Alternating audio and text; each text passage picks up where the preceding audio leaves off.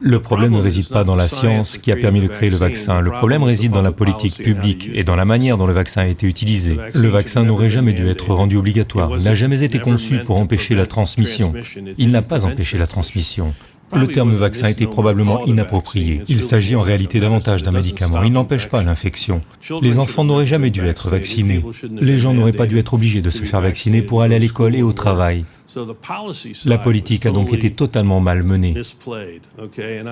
Je sais que le vaccin est sorti le 14 décembre et que j'ai quitté mes fonctions le 20 janvier.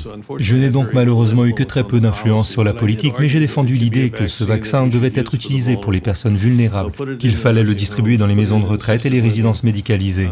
Ne rendez pas ce vaccin obligatoire, il n'est pas adapté aux enfants. C'est donc une mesure excessive. Et par conséquent, l'ARNM était une nouvelle technologie.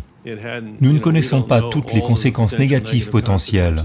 Je vais être bref, je vois que le temps est écoulé, mais lorsque l'on administre un vaccin ARNM, et j'en ai parlé à la FDA et à d'autres, et donc lorsque l'on administre un vaccin ARNM, on ne sait pas combien de protéines spike sont produites.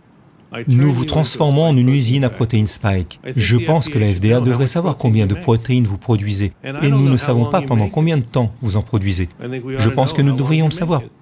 Et nous ne connaissons pas le volume de distribution dans votre corps. Nous devrions savoir toutes ces choses.